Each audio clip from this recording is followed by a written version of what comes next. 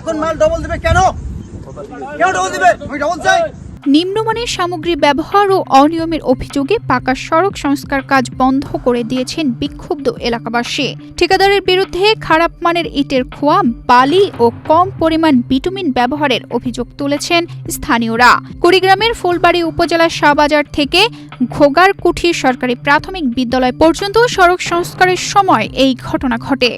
ভালো করে যে রোলার দিয়ে যে ডলবে, ভালো করে ডলে নাই। তারপরে এই যে মনে করেন যে 3 দিন আগে ছাউবাজার থেকে ঘোগারকুটি পর্যন্ত যে রোডটা আছে, একমাত্র স্মার্ট সিটি বসুন্ধরা, আধুনিকতায় এক ধাপ এগিয়ে। এই রোডে মনে করেন যে আধা ঘন্টা লাগে নাই যে এদের মোবিল ফালাইতে। এখন মোবিল যদি না থাকে, পিচটা যে ওর উপরে ফালাবে, ভালো করে ফিনিশিং দেওয়া হয় নাই, ভালো করে ডলাডলি হয় নাই। এলাকাবাসীর অভিযোগ, নতুন খোয়া ব্যবহার না করে পুরাতন রাস্তার ব্ল্যাক টপ তুলে রোলার দিয়ে ডলে কোনো রকমের পিচ ঠেলে দেওয়া হচ্ছে। রোলিং করা হচ্ছে না, মাটির উপরে পিচ দেওয়া হচ্ছে এবং প্রয়োজনের তুলনায় কম বিটুমিন ব্যবহার করা হচ্ছে। আগে যে মন করো রোলার করছে, সেই রোলারটা ভালো হয় নাই। খোয়া এখন আদলা মন করো ভাসি ভাসি আছে, এবং তারপরে আবার তেল দিছে, সে তেল দেওয়া হয়নি, ভালো হয় নাই। এই যে এখন যে মন করো পাথর পিচ বা কালপিটিং করে গেছে, ওরা কোনো কালপিটিং কোনো তেল নাই। উপজেলা প্রকৌশলী অফিস সূত্র থেকে জানা গেছে, গ্রামীণ সড়ক অবকাঠামো উন্নয়ন প্রকল্পের আওতায় প্রায় 1.5 কোটি টাকা ব্যয়ে এই সড়ক সংস্কার কাজটি বাস্তবায়ন করা হচ্ছে।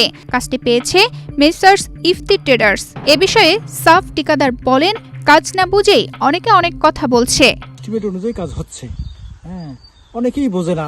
কাজ না বোঝার কারণে অনেক কথা অনেকেই বলে। অফিসের লোককেও বুঝতেছে না, এরা অফিসের লোক যে আসি বুঝাইতেছে এটাও বুঝতেছে না। বুঝুন তো, গ্রামের লোক যে যা পায় তাই বলে আর কি। এ বিষয়ে উপজেলার বড়ভিটা ইউনিয়ন পরিষদের চেয়ারম্যান আতাউর রহমান মিন্টু বলেন, 4 কিলোমিটার জিওবি ফান্ডের মাধ্যমে কাজ চলমান আছে, কিন্তু এতে কোনো মানুষের দুর্ভোগ লাঘব হবে না, আর বরঞ্চ মানুষ আরো সমস্যার মধ্যে পড়বে। যে অসুবিধা সেটা থেকেই যাবে। এরই মধ্যে আমি ঊর্ধ্বতন কর্মকর্তার সাথে কথা বলেছি, উপজেলা ইঞ্জিনিয়ারের সাথে কথা বলেছি। তারা বলেছে বরাদ্দের সংকটের কারণে আপাতত 4 কিলোমিটার করেছে, এবং তারা ঊর্ধ্বতন কর্তৃপক্ষের কাছে বাকি যে 7-8 কিলোমিটার আছে তার জন্য তারা প্রস্তাবনা দাখিল করেছে। হয়তো এটি আগামীতে হবে।